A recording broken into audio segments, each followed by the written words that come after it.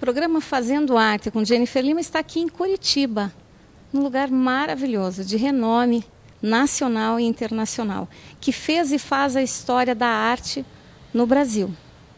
Mas essa história tem muitas pessoas importantes. Uma delas eu tenho a honra de estar aqui do meu lado, Regina Kotaka. Tudo bem, querida? Nossa, estou super feliz de estar aqui com você e participar do teu programa. Só tenho a agradecer você ajudar a divulgar a arte no nosso estado. Eu fico muito feliz de estar aqui, né? Imagina, meu ídolo, gente. Quando eu dançava aqui, ela era meu ídolo, sempre foi, né? E é ainda, continua envolvida na arte. Regina, nós completamos a minha escola de dança há 25 anos. E para mim você é um presente, né? Porque sempre foi uma inspiração, né? Ver você dançando, ver pessoas lutando com tanta integridade, tanto amor pela arte. E nosso programa está cheio de promoções. Agora, recentemente, ganhou para o Itaipu Land, né, 5 ingressos. A gente vai continuar com muita promoção. Porque trabalhar num país como o Brasil com arte, durante 25 anos, eu assim considero um ato de heroísmo. Porque, por dados do IBGE, o ano passado e o ano retrasado, cerca de 100 mil empresas fecharam as portas. Isso é muito triste, né? E trabalhar com arte é difícil, mas quando a gente ama, as coisas acontecem. Você pode nos contar esse amor pela dança e depois tem o desenho maravilhoso, mas a gente já chega lá. Conta para nós a tua trajetória, como que você parou nesse mundo da arte. Então, aquelas coisas, né? Desde pequenininha, minha mãe disse que eu sempre era apaixonada por dança, me colocou na escola do Guaíra, e eu comecei mesmo, foi na escola do Guaíra. Quando eu estava terminando a escola, estava terminando o 2º grau também, era hora de decidir. Ou ia fazer vestibular para arquitetura, ou ia seguir na dança. Aí eu falei para minha mãe, eu queria tanto ir para a França, fazer um curso, tem uma escola lá que já tinha pesquisado e tal, que era tipo um internato de dança mesmo. Você levantava já de mala, coque, ia para as aulas, ia para a aula de francês, que a gente tinha, a primeira aula da manhã era aula de francês, mas o resto do dia eram aulas de balé clássico, aula de ponta, aula de pas de deux, dança moderna, que na época era dança moderna, jazz. Então era um currículo bem completo, assim. Eu fiquei 1 ano lá. Quando eu voltei para o Brasil, tinha saído uma bailarina da companhia, que era a Maria Amaral, que trabalha lá que ela está trabalhando em Telemaco Borba agora. E então fizeram uma audição para uma bailarina. Fui contratada nessa audição. Nossa, quantos que estavam competindo? Que honra, né? Então foi uma sorte. Comecei a trabalhar, era o Eric Valdo com Eliana Caminada, que estavam aqui na companhia. Mas mal entrei, eles saíram. Então a companhia ficou 1 mês sem ter ninguém dirigindo. E foi quando depois o Seu Trincheiras chegou. Aí então trabalhei com Carlos Trincheiras durante nos 79 até 83. 83 me deu vontade de sair, conhecer outras coisas.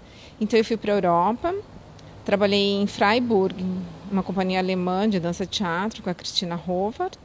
E depois eu fui para a Nacional, porque quando eu fui na Companhia Nacional em Lisboa, eles estavam precisando de uma bailarina com boa técnica de pontas e tal.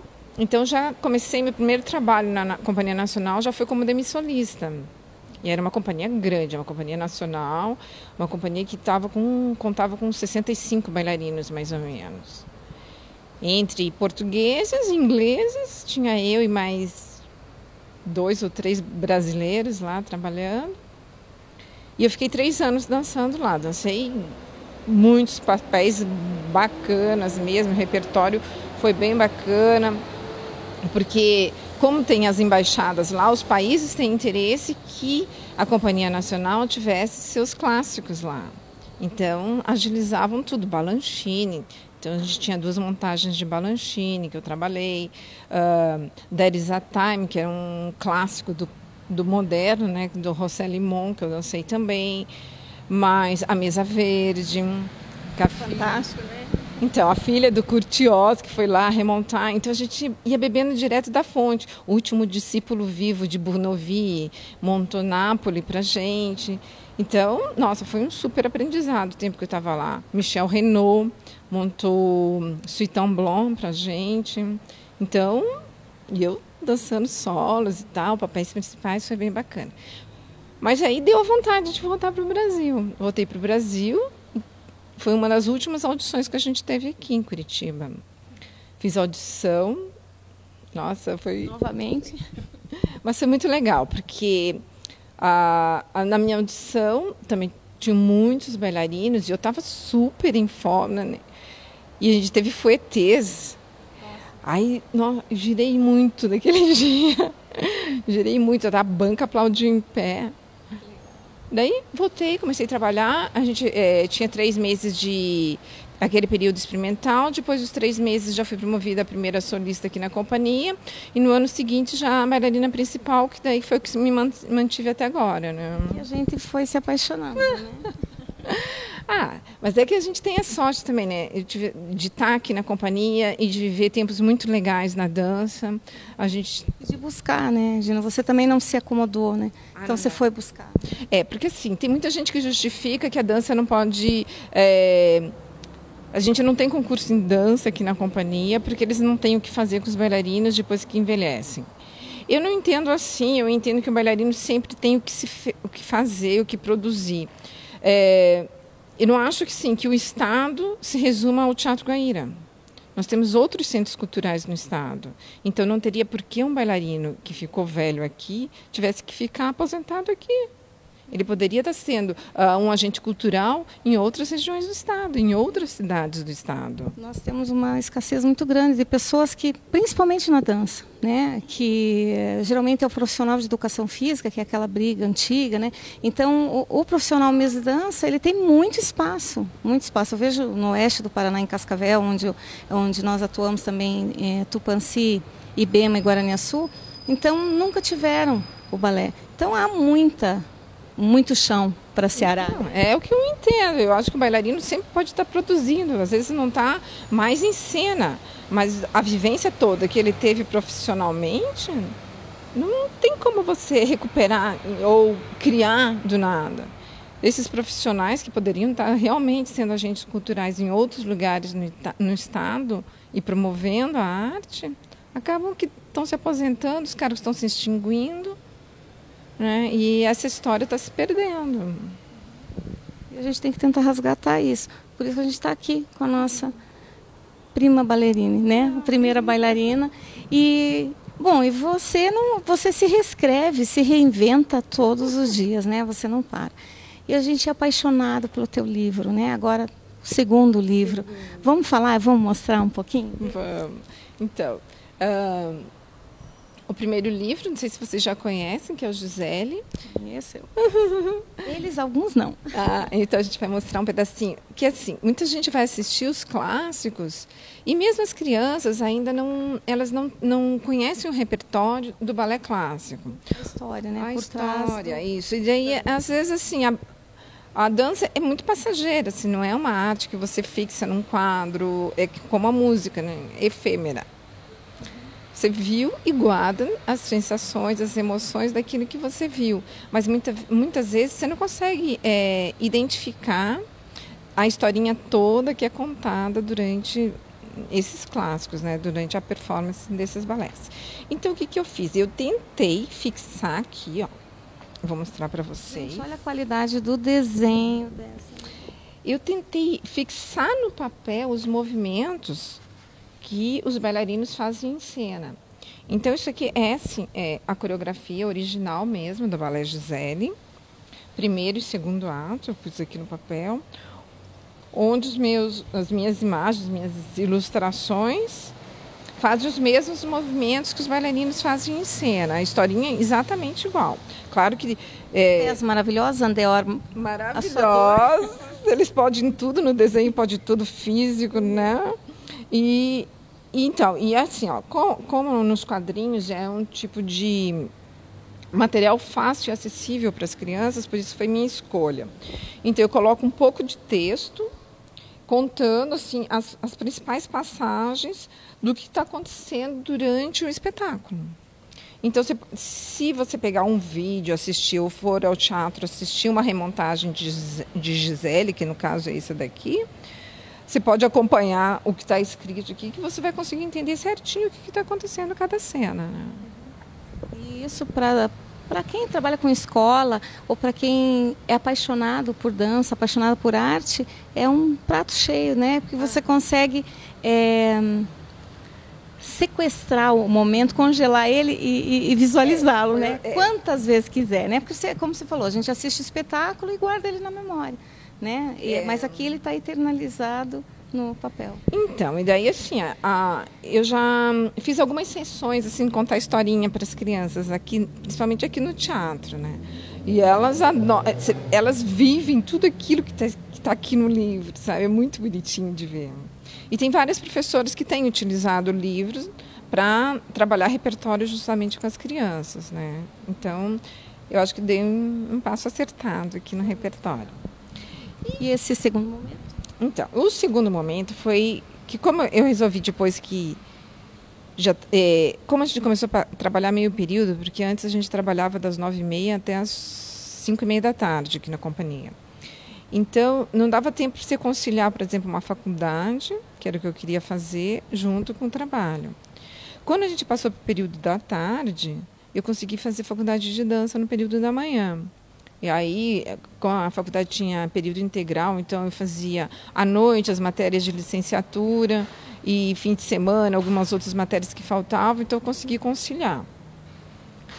E eu percebi que a gente não tinha material nenhum, nossa, estou suando, nenhum para pesquisa de dança clássica. Em português, nós temos um livro da Madame Rosset, que é um dicionário que ela traduziu o que seria a terminologia da dança clássica. Mas não tem como você acompanhar o movimento, né? E eu achei que estava faltando também mais dicas assim dos cuidados que você tem que tomar quando você faz qualquer movimento, as finalidades dos movimentos, porque a dança clássica é uma técnica acumulativa, né? Então você começa com um pouquinho, né, abrindo o andeorzinho lá, de pouquinho, entendendo o que é um plié, o teu alinhamento, a tua postura. Depois que você consegue assimilar aquilo, vai colocando um pouquinho mais, daqui a pouco você já está fazendo aqueles movimentos super complexos, né? Mas você está sempre revisitando os primeiros movimentos. Another day, another plié. Isso, sempre vai começar pelo plié, né? E por incrível que pareça, não é uma coisa assim que você pensa, já sei fazer o plié, não preciso mais me preocupar com ele, né? Sempre a gente tem aquela consciência de que quão mais correto você praticar, você sabe que mais tempo você vai conseguir dançar, né? Porque tem muitos bailarinos que acabam tendo lesões de joelho. Justamente por não cair, não aproveitar o chão para poder saltar, não fazer um plié corretamente e vai lesionando o joelho, porque cai com a perna dura, né? E detalhes importantes de técnica, né? E eu vejo isso quando a gente assiste um balé, até como as meninas colocam as pontas, não trepa nas pontas, a barra é nossa amiguinha, né? Então a gente vai aprendendo nesse detalhe. E eu vejo a dança como a arte mais injusta, né? Porque até o pianista ele dá uma aquecidinha, né? Mas o bailarino ele vai sempre começar pelo plié. Então ele sempre vai ter que começar do zero, todos os dias, né? E cada vez vai ser mais, mesmo que seja mais complexo, ele começa, sempre vai ter que começar do plié. Não, mas é fundamental que o bailarino entenda que isso não é moroso pra gente, né? Nem porque quando começa a descoberta do corpo, que você sabe o teu encaixe, que tua mão começa a deslizar, que daí você dança no falar, né? Que você não é mais um mecanismo, né? Mas é você, é a continuidade dessa dança. Aí você começa a amar o demi-plié, suave. E você já está dançando. E cada dia, assim, por exemplo, esse mesmo demi-plié que a gente faz todos os dias no começo da barra, cada dia você pode focar a tua atenção para um determinado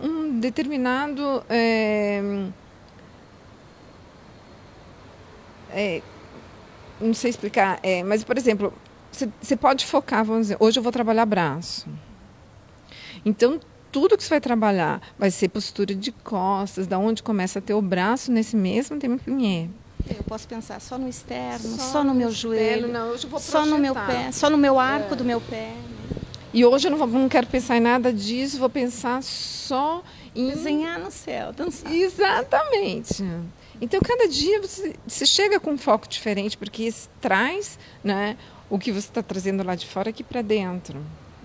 Então, dependendo do teu estado de espírito, você está, hoje eu quero malhar. Né? Então, daí o livro você traz isso, você traz a questão técnica, porque a gente sabe que durante muitos anos eu tive a bênção de estudar com os melhores, né? Carla Reineck, Eva Chu, Rafael Pacheco, pessoas fabulosas, né? Que todos passaram pela companhia. Mas isso vão envelhecendo, vão passando. E quem que vai fixar isso para nós? Quem vai guardar isso para nós quando essas pessoas não estiverem mais, né?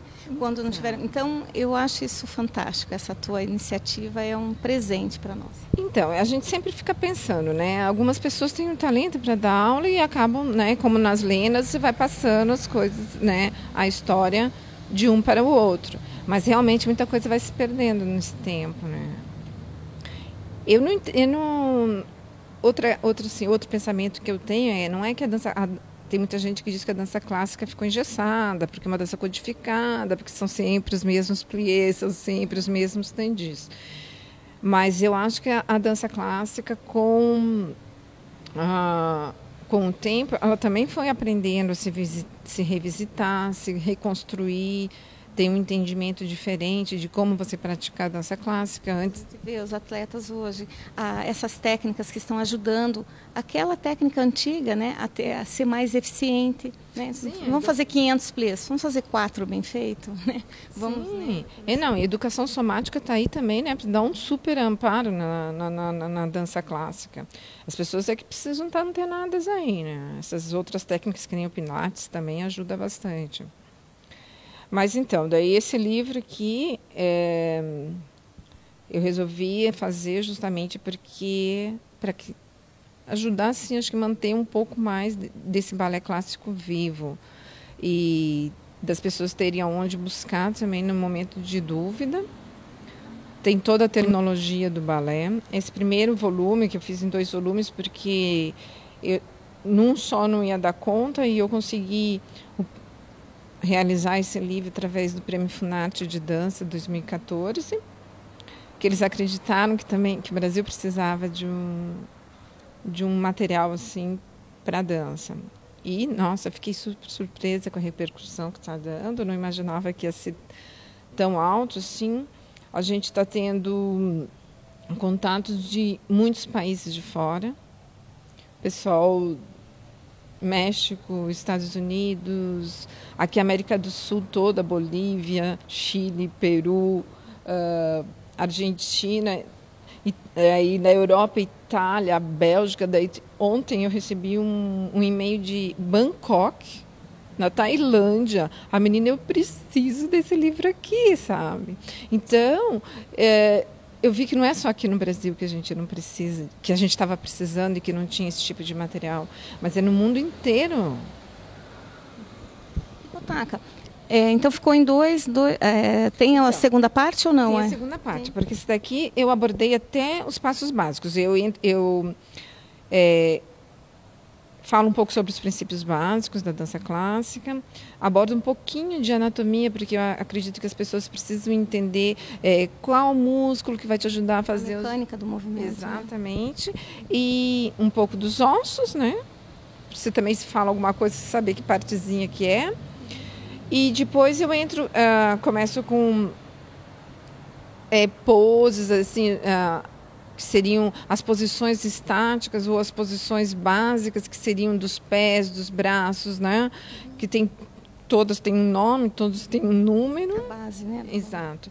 Depois eu vou para a barra, faço os movimentos de pernas sem deslocamento, e depois eu entro para os passos básicos que a gente falou aqui dos pliés, os relevés e tal, e entro um pouquinho, que já são os movimentos fora da barra, mas que ainda são os passos básicos, que a gente usa os passos de ligação e os passos básicos mesmo. Para o outro ainda ficaram os giros, saltos, técnica específica feminina, que seriam as pontas, e técnica específica masculina, que daí são alguns saltos que são específicos dos rapazes e mais um pouco de técnica de padedê. Então, era muita coisa para se estar num volume só e não tinha todo esse tempo para desenvolver, mesmo porque aqui não é só a minha experiência que está, né? Então, tem toda a bibliografia de pesquisa, e também a minha memória. Esse conhecimento você veio nessa longa trajetória que você teve na... Exato. E aí também não é só escrever, né?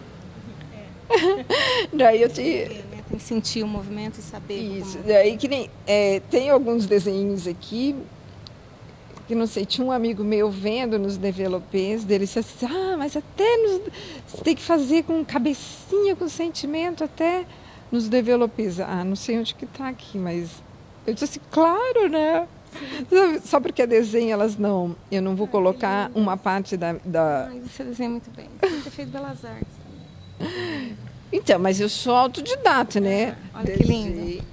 Nos desenhos. Então ela mostra a trajetória do pé, no andeor, né? O passo, desmiuçando o passo. Nossa, para um professor... Não, é isso que eu tentei fazer. Eu tentei que ficasse muito simples, tanto para o professor quanto para o aluno, que gerou uma dúvida. O que era aquilo? Como é que fazia aquele movimento? Mas eu tenho que pensar no quê? Então, primeiro é a imagem. Se você não entendeu a imagem do que eu quis explicar, então tem todo o texto explicativo aqui também, né? E no final eu coloquei um glossário do movimento, né? Do nome dos passos, porque toda a terminologia do balé clássico vem da escola francesa, apesar de não ter nascido especificamente na França, mas foi adotado a língua francesa para os passos, né? Então eu coloco aqui no glossário a terminologia com a fonética. Nossa, então ficou muito fácil. Só falta a Kotaka dar aula pra gente, né? E lá na escola. Vamos esperar. Quem sabe no nosso aniversário, nós vamos ter um mega evento. Ela vai, quem sabe, até dar uma palhinha para nós lá, né? Vamos ver. E aqui eu coloquei, assim, dicas de pronunciação, né? Misericórdia. Sim, porque às vezes você consegue ler o que eu escrevi aqui em francês, mas assim, você não sabe como é que vai falar assembleia, né? Exato, mas é que o assembleia que tem tem um acento agudo. Mas é legal, por isso que eu digo, assim, estudar, né? Que a gente estudou eu tive essa honra de estudar com grandes profissionais. Então você de ouvir 5, 6, 9 horas, então aquilo internaliza. Mas e depois? Né? Então você vai passando, mas isso vai se perdendo. Que legal. E depois, vamos parar em Gisele ou você vai contar todos os balés para nós? Se eu tivesse tempo. Lago dos Cisnes, tem tanta coisa linda, né, para contar. Então, Gisele, assim, que foi o primeiro clássico que eu dancei, assim, que era uma historinha inteira e tal. Eu tinha vontade, para mim seria mais fácil contar um Lago dos Cisnes ou um Quebra-Nozes, que eu dancei um monte e tal. O grande cerco místico. Que lindo. As duas versões ainda, né? Versões lindas. Mas eu estava pensando em clássicos que a gente não tem tanto acesso assim à história, tipo La Bayadère, entender? Coisas que me instigassem, né? Que me instigassem mais também na pesquisa para eu poder colocar o texto nas partes justamente onde ficam aquelas dúvidas, entendeu? Que nem eu tinha uma dúvida, dancei sempre Gisele e não sabia porque tinha um momento que a Gisele ia lá e jogava aquelas flores nos pés da Mirta. Aí com as pesquisas e tal, e aí que eu entendi que ela pega as flores que o Albrecht dá para ela e diz, olha, ele me amava tanto que até trouxe flores para mim. E daí até como bailarino você consegue passar essa verdade, né? Porque senão fica só um gesto sem... Verdade, né? Se você souber exato. Você fazia muito bem, mesmo, né? Sem saber. Gente, ela é fantástica. Queremos um vídeo, se podemos colocar depois na entrevista, um vídeo dessa mulher dançando, fantástico. Kotaka, nós somos muito felizes de você estar aqui conosco, de nós termos a honra de estar aqui na sala do Teatro Guaíra, onde a companhia ensaia, onde grandes bailarinos, grandes mestres, grandes coreógrafos, pessoas que marcaram a história do Brasil por meio da dança, né? O Teatro Guaíra vai ser sempre a Fundação Teatro Guaíra, a companhia, a menina dos olhos do Brasil, né? E a gente te agradece muito por essa oportunidade. Eu agradeço, Jennifer, nossa, maravilhosa, sim, fazendo tudo pela arte, né? E mais um pouco ainda. Mais um pouco, mas eu estou muito feliz de estar aqui, de ver a arte não morrer. E a gente sempre poder continuar de alguma forma, né? Se não é dançando, se a arte não vai sair de você, porque ela é a continuidade sua, né? Então a gente não pode morrer com isso, né? E eu fico muito feliz de saber que você vive a arte e você faz com que a gente continue se apaixonando. Apaixonado. E apaixonado pelo teu talento, no palco, no desenho, nessa qualidade. Que Deus abençoe teus passos. Obrigado por esse carinho. Amém, obrigada. Eu que agradeço. Estou muito feliz, muito feliz. Gente, meu ídolo está aqui do meu lado, é tipo, sei lá, o Bee Gees para alguém, Elvis Presley, John Lennon. É o nosso John Lennon da dança. Esse foi o Fazendo Arte de hoje. Para você e por você com muito amor. E para você que ama a arte da dança, Regina Kotaka vai ser sempre uma das nossas melhores referências.